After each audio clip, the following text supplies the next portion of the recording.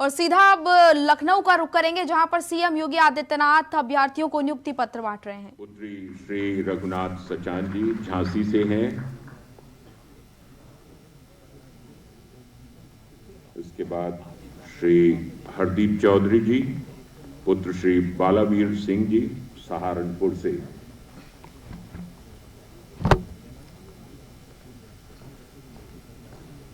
सुश्री रीता यादव, पुत्री श्री सत्यनारायण जी प्रयागराज से हैं।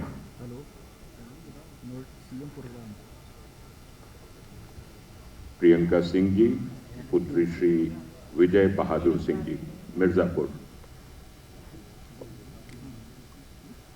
और सोनू अली साहब, पुत्र मोहम्मद अली साहब गाजीपुर से लखनऊ में नियुक्ति।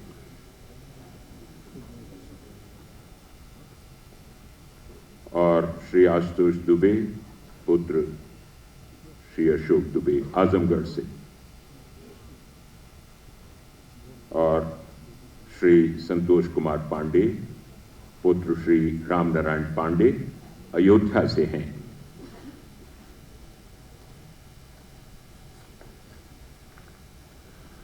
ये एक बहुत अच्छे संयोग की बात है। भगवान श्री राम की भी जन्मभूमि से और विंध्याचल से भी, प्रयागराज से भी, काशी से भी, सभी तीर्थ स्थानों से और सभी वर्गों, सभी मजहबों के लोग अब माननीय मुख्यमंत्री जी के आशीर्वचन का क्रम है। मैं उनसे सादर निवेदन करता हूं, आशीर्वचन दें।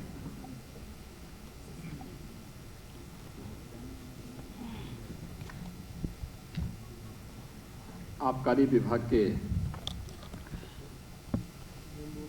आरक्षियों के नियुक्ति पत्र वितरण के आज के इस कार्यक्रम में उपस्थित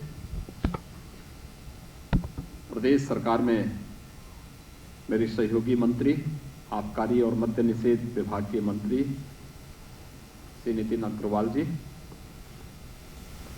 विभाग के अपर मुख्य सचिव श्री संजय भूसरेड्डी जी, आबकारी आयुक्त श्री सेंथल पांडियन जी, आबकारी विभाग के सभी अधिकारीगण, नवनियुक्त सभी आरक्षीगण,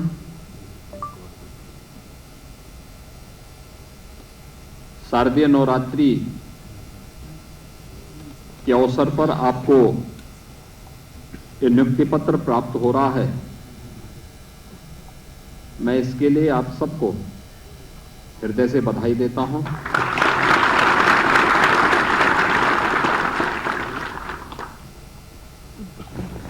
$332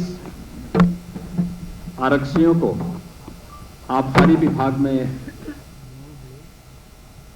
अपने कैरियर को आगे बढ़ाने का एक अवसर प्राप्त हो रहा है। ये राज्य सरकार का मिशन रोजगार के अभियान का क्रम है। जो 332 आरक्षी हैं, इस शासन की चयन की प्रक्रिया जो निष्पक्ष और पारदर्शी प्रक्रिया थी, आरक्षण के सभी नियमों का पालन करते हुए पूरी हुई। विगत 5.5 वर्ष में ऐसे 5 लाख से अधिक उत्तर प्रदेश के युवाओं को हम लोगों ने शासकीय सेवा के साथ जोड़ने में सफलता प्राप्त की है। और आज वे सभी युवा अपनी प्रतिभा और ऊर्जा का लाभ उत्तर प्रदेश राज्य के विकास में दे रहे हैं। आप सभी 332 आरक्षियों को इसका लाभ उत्तर प्रदेश की शासन की सेवा के साथ जोड़ने का अवसर प्राप्त हो रहा है। मैं आपका स्वागत करता हूं और आप सबको बधाई देता हूं। मेरे लिए इसमें अतिरिक्त प्रसन्नता का विषय है कि शारदीय नवरात्रि में हम लोग जगत जननी मां भगवती की पूजा अनुष्ठान करते हैं और इसमें 30% केवल बालिकाओं का चयन हुआ है आरक्षी के रूप में। आबकारी सिपाहियों के जो आबकारी आरक्षियों की जो भर्ती हुई है, इसमें 30% बालिकाओं का चयन हुआ है। यह हमारे लिए बहुत प्रसन्नता का क्षण है। मैं उन सभी का हृदय से अभिनंदन करता हूं, उन सबको बधाई देता हूं। प्रदेश का यह विभाग बहुत महत्वपूर्ण विभाग है। हमारे मंत्री जी इतने भी कह रहे थे कि बदनाम विभाग है। बदनाम विभाग नहीं है, व्यवस्था को चैनलाइज करने वाला विभाग है। ये एक व्यवस्था के साथ जोड़ने वाला विभाग है। जहरीली शराब से समाज को अवगत कराने, उससे बचाने और नियम के अनुरूप उस कार्रवाई को आगे बढ़ाने के लिए जब हम डिस्टिलरी लगाते हैं तो डिस्टिलरी से केवल अल्कोहल ही नहीं बनता है, बल्कि वह अल्कोहल जो बनता है वह मानते हैं कि देसी मदिरा में उसका उपयोग होता होगा, लेकिन एक बड़ी मात्रा दवा आदि के लिए भी वह उपयोग में जाता है। विभिन्न प्रकार के लैबोरेटरीज में भी उसका उपयोग होता है। और उत्तर प्रदेश शासन ने विगत 5.5 वर्ष के अंदर 33 से अधिक डिस्टिलरीज नई लगवाई है। यानी जितनी पहली थी आजादी के बाद 70 वर्षों में जितनी लगी थी उसकी आधे से अधिक हम लोगों ने विगत 5.5 वर्ष के अंदर सफलतापूर्वक प्रदेश के अंदर लगाई। ईज ऑफ डूइंग बिजनेस में उसकी प्रक्रिया को सरलीकरण किया, उनसे हो रही चोरी को रोका। प्रदेश में इतना बड़ा प्रदेश, जब उत्तर प्रदेश की कोई बात करता है तो भौगोलिक दृष्टि से भी और यहां की आबादी की दृष्टि से भी, तो बहुत सारे लोगों को संख्या सुनकर के चक्कर आने लगते हैं कि 25 करोड़ की आबादी, इतनी बड़ी आबादी के राज्य को, और उस राज्य में पूरी व्यवस्था कानून के अनुसार चले, ये अपने आप में लोगों के लिए एक कौतूहल और आश्चर्य का विषय भी होता है। और आबकारी विभाग ने अपने यहां इस बात को व्यवस्थित रूप से किया कि पर्व और त्योहार शांतिपूर्ण तरीके से मनाए जाते हैं। शासकीय व्यवस्था के अंदर जो नियम है उसके अनुसार ही आबकारी विभाग से जुड़े हुए शॉप्स आदि संचालित हो सकते हैं। कोई मिलावट की शराब पिला करके निर्दोष नागरिकों के जीवन के साथ खिलवाड़ नहीं कर सकता है। और अगर कहीं किसी ने दुस्साहस किया तो वहां पर कितनी सख्त कार्रवाई होती है। ये कार्रवाई आपने देखे होंगे, बहुत सारी कार्रवाई नजीर बनी है और उसमें बहुत सारे जो अपने को बड़े बड़े उस रूप में मानते थे कि उनको कोई छुएगा नहीं, उनमें से बहुत सारे लोग आज जेल के अंदर सड़ रहे हैं। ये सरकार की कार्रवाई का हिस्सा है। समाज में हर व्यक्ति को जीने का अधिकार देना, सम्मानजनक जीवन जीने का अधिकार देने के साथ ही हम कानून का राज स्थापित हो इसके लिए कार्य कर रहे हैं। लेकिन साथ साथ अगर एक सिस्टम को बनाने के लिए और उसके माध्यम से शासन के पास रेवेन्यू आता है तो उसको भी हम विकास की प्रक्रिया के साथ जोड़ने का काम करेंगे। और आबकारी विभाग ने यही किया है। एक जहरीली शराब से लोगों को बचाने के लिए, मिलावट की शराब से लोगों को बचाने के लिए डिस्टिलरीज का उपयोग प्रदेश के विकास के साथ जोड़ने के लिए इस प्रक्रिया के साथ जोड़ा गया। तो वहीं दूसरी ओर राजस्व की बढ़ोतरी भी जिस तेजी के साथ हुआ, मुझे याद है 2017 में जब हम लोग आए थे, मार्च 17 में मैंने मुख्यमंत्री के रूप में मुझे दायित्व दिया गया और जब मैं इस विभाग की समीक्षा कर रहा था तो समीक्षा के दौरान मैं इस बात को देखता था कि प्रदेश के अंदर हमने लक्ष्य से 14,000 करोड़ रुपए का रखा था, लेकिन हमारे पास जो रेवेन्यू आया था वो मात्र 12,000 करोड़ के आसपास आया था। क्योंकि उस समय सुप्रीम कोर्ट ने कुछ नियम बनाए थे जिसमें हाईवे के ऊपर किसी भी प्रकार की शराब की दुकान नहीं होगी और उन सब को शिफ्ट करने आदि को लेकर के उससे पहले 6 महीने से आंदोलन चल रहे थे। तमाम प्रकार के माहौल खराब हो रखे थे, हम लोग आए, उसको हमने सिस्टम के साथ जोड़ा। हमने एक व्यवस्था भी बनाई, हाईवे पर, स्टेट हाईवे पर,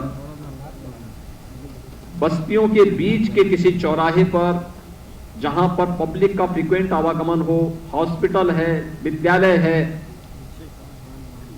वहां पर कहीं भी इस प्रकार की दुकानें नहीं चलेंगी। और उसे लागू करने के साथ ही हमारे पास कुल एक्साइज जो आ पाया था 12,000 करोड़ के आसपास आ पाया था। और आज मुझे प्रसन्नता है कि इस वर्ष के, इस वित्तीय वर्ष के अंत में हमारे पास 42,000 करोड़ रुपए का राजस्व अकेले विभाग देने की स्थिति में होगा। एक बड़ी स्थिति है, ये एक पारदर्शी व्यवस्था है। और कैसे जो लोग इस पूरी व्यवस्था को जकड़ करके जीवन के साथ भी खिलवाड़ करते थे, राजस्व का भारी नुकसान शासन को पहुंचाते थे, राज्य को पहुंचाते थे, आज वे इस पूरी प्रक्रिया से लगभग हटा दिए गए हैं। हटने की प्रक्रिया के अंतिम चरणों में है। हमने तकनीक का उपयोग किया, लोगों को अधिकाधिक सुविधा दी, और इस सदी की सबसे बड़ी महामारी के बावजूद रेवेन्यू को लगातार बढ़ोतरी की ओर अग्रसर करना, यह अपने आप में आबकारी विभाग के द्वारा किए गए रिफॉर्म का परिणाम है। और ये रिफॉर्म और तकनीक को उपयोग करके जब भी कोई प्रक्रिया आगे बढ़ेगी तो उसमें विभाग की लीडरशिप है, लेकिन साथ साथ विभाग के हर एक कर्मी का भी उसमें योगदान होता है। एक टीम वर्क होता है, और उसी टीम का हिस्सा बनने के लिए 332 जिसमें 109 केवल महिला आरक्षी होंगी, ये सभी आज इस प्रक्रिया का हिस्सा बनने जा रहे हैं। जिन्हें आज नियुक्ति पत्र यहां पर वितरण हुआ है या होने जा रहा है, ये उसी प्रक्रिया का हिस्सा बनने जा रहे हैं कि आप एक तो समाज को सही दिशा देंगे, दवा भी बनाने में उपयोग होगा, दूसरा जहरीली शराब से भी समाज को मुक्त करने का काम भी करेंगे, लेकिन साथ साथ राजस्व की बढ़ोतरी में भी अपना योगदान देंगे। और ये प्रक्रिया एक साथ जुड़ करके कहीं भी चोरी न हो, कोई मिलावट न हो, दूसरी जगह से तस्करी के माध्यम से यहां के मार्केट को और यहां के लोगों के जीवन के साथ खिलवाड़ करने का कोई दुस्साहस न कर सके, ये चीजें। और आपने देखा होगा कितनी पारदर्शी तरीके से 332 आबकारी आरक्षियों की भर्ती हुई। इससे पहले 85 इंस्पेक्टर हम लोगों ने भर्ती किए थे। एक भी व्यक्ति नहीं कह सकता है कि उसको कहीं सिफारिश की नौबत आनी पड़ी, किसी को सिफारिश की आवश्यकता नहीं। उसकी योग्यता, उसकी क्षमता, मैं देख रहा था सहारनपुर से भी हैं, ऐसे ही लखनऊ से, प्रयागराज से, झांसी से, गोरखपुर से, गाजीपुर से, हर एक जगह से, हर जनपद से, पूरे प्रदेश, बुलंदशहर से, प्रदेश के हर एक जगह से ये भर्तियां हुई हैं। इसलिए बताती हैं कि भर्ती पूरी प्रक्रिया पारदर्शी तरीके से, ईमानदारी पूर्वक हुई है और प्रदेश के युवाओं को उसकी इच्छा के अनुरूप यहां पर नियुक्ति की प्रक्रिया के साथ जोड़ने का कार्य हुआ है। भर्ती की प्रक्रिया से जुड़ी हुई संस्था को मैं हृदय से धन्यवाद देता हूं, आप सबको बधाई देता हूं। मिशन रोजगार के तहत प्रदेश सरकार ने जो व्यवस्था बनाई है, हमने विगत 5 वर्ष के अंदर 5 लाख नौजवानों को प्रदेश के अंदर सरकारी नौकरी दी। प्रदेश में कानून का राज स्थापित करके जो बेहतरीन वातावरण दिया, इससे प्रदेश में निवेश हुआ। ये जो 33 डिस्टिलरीज भी लगी हैं, इनका परिणाम है कि आज उत्तर प्रदेश इथेनॉल उत्पादन में देश में नंबर 1 पर है, अल्कोहल के उत्पादन में भी नंबर 1 पर है। आज हमारे अन्नदाता किसान को समय पे गन्ना मूल्य का भुगतान हो जाता है। आप सोचिए 1,80,000 करोड़ रुपए के गन्ना मूल्य का भुगतान हमने विगत 5 वर्ष के अंदर किया है। देश के कई राज्यों की वार्षिक बजट इतना नहीं होगा जितना हम केवल अन्नदाता किसान को गन्ना मूल्य का भुगतान देने में खर्च कर रहे हैं। और साथ साथ रोजगार का सृजन भी हुआ। ये जो हम लोगों ने डिस्टिलरीज लगाई हैं। ये तो निवेश तो हुआ ही, लगभग 10,000 करोड़ रुपए से अधिक का निवेश हुआ ही। निवेश के साथ साथ लगभग 1 लाख नौजवानों को प्रत्यक्ष और 10 लाख लोगों को अप्रत्यक्ष रूप से रोजगार से जोड़ने का भी अवसर इसके साथ प्राप्त हुआ है। ऐसे ही कानून की बेहतरीन स्थिति पैदा करके प्रदेश में जो निवेश आया या प्रदेश के परंपरागत उद्यम को प्रोत्साहित करके जो कार्य किया गया, इसके साथ भी प्रदेश ने 1 करोड़ 61 लाख नौजवानों को प्रदेश में नौकरी और रोजगार के साथ जोड़ने का काम किया, निजी क्षेत्र में भी। और विश्वकर्मा श्रम सम्मान और 1 डिस्ट्रिक्ट 1 प्रोडक्ट जैसी योजनाओं के माध्यम से भी 60 लाख परंपरागत उद्यमियों को और नौजवानों को हम लोगों ने स्वतः रोजगार के साथ जोड़ने का भी काम किया। और आज इसी का परिणाम है कि जब सेंट्रल एजेंसी CMIE के द्वारा एक सर्वेक्षण किया जाता है कि उत्तर प्रदेश में अनएम्प्लॉयमेंट रेट क्या है, जो 2016 में जो प्रदेश में 18 से 19% था, आज वही घट करके प्रदेश में 2.7% के आसपास मात्र रह जाता है। यह प्रदेश के अंदर किए गए प्रयासों का परिणाम है। ईमानदारी पूर्वक सरकार की सारी कार्रवाई चल रही है और अब लोगों ने भर्ती की प्रक्रिया से जुड़े हुए जितने भी हमारे आयोग और एजेंसियां हैं, सबको कहा है कि उत्तर प्रदेश के युवाओं के साथ अगर किसी ने खिलवाड़ किया तो फिर उसको प्रदेश के अंदर हम टिकने नहीं देंगे। आपने देखा होगा कितनी ईमानदारी पूर्वक सभी भर्तियां होती हैं, पूरी पारदर्शी तरीके के साथ सभी प्रक्रियाएं चल रही है। प्रदेश का युवा तकनीकी रूप से सक्षम हो, प्रदेश के अंदर हम लोग आगामी 5 वर्ष के अंदर 2 करोड़ युवाओं को टैबलेट और स्मार्टफोन उपलब्ध करवा रहे हैं। और मेरा यहां पर जो आबकारी आरक्षी हैं, ये ट्रेनिंग में जाएंगे। ये ट्रेनिंग उत्तर प्रदेश पुलिस के ट्रेनिंग स्कूल में तो इनको ट्रेनिंग दी ही जाएगी। ट्रेनिंग के साथ साथ यहां पर हमारे अपने ट्रेनिंग संस्थान है, वहां पर भी विभाग के अधिकारियों के द्वारा इस ट्रेनिंग की प्रक्रिया को पूरा करने में योगदान दिया जाए। इन्हें अभी से तकनीकी रूप से सक्षम बनाने की कार्रवाई का भी ट्रेनिंग वहां पर दिया जाए, हर एक स्तर पर। और मैं आपको इस बात के लिए आश्वस्त करता हूं कि अगर जीवन में आगे बढ़ना है तो हम ईमानदारी के साथ अपना कार्य करें। सरकार आपके जीवन में कभी कोई किसी भी प्रकार की कोई कमी और कोई तंगी नहीं आने देगी। ईमानदारी से कार्य करिए, सम्मानजनक जीवन यापन करिए और समाज और राष्ट्र के निर्माण में अपना योगदान दीजिए। एक सच्चे नागरिक के रूप में ये हमारा दायित्व बनता है। अगर हमें अपने दायित्व का ईमानदारी पूर्वक निर्वहन करते हैं तो हमारा कार्यकाल यशस्वी बन सकता है और हम सबको इसी प्रक्रिया के साथ आगे बढ़ना होगा। मैं एक बार फिर से 332 आबकारी आरक्षियों के इस चयन की प्रक्रिया को शारदीय नवरात्रि में और उसमें भी 30% केवल बालिकाओं का चयन हुआ है, ये मेरे लिए बहुत प्रसन्नता का विषय है। मैं इस अवसर पर आप सबको हृदय से बधाई देता हूं, अपनी शुभकामनाएं देता हूं। अच्छी ट्रेनिंग लेकर के समयबद्ध तरीके से अपनी सेवा के साथ आप जुड़िए, विभाग को और भी आगे बढ़ाने में अपना योगदान दीजिए। आपके प्रति मेरी शुभकामनाएं हैं। आबकारी विभाग को और चयन की प्रक्रिया के साथ जुड़े हुए विभाग को भी हृदय से धन्यवाद देते हुए आप सबको शारदीय नवरात्रि और विजयदशमी की शुभकामनाएं। धन्यवाद। जय हिंद। साधु ऐसा चाहिए जैसा सूप सुभाए, सार सार को कह रहे थोथा दे उड़ाए। आपसे मैं सहमति चाहता हूं कि माननीय मुख्यमंत्री जी क्या सार सार को कह रहे हैं? बिल्कुल हाँ। क्या थोथे को उड़ा रहे हैं? बिल्कुल हाँ। तो जब साधु ऐसा चाहिए ये दोहा था तो प्रदेश का मुखिया भी तो ऐसा चाहिए ना।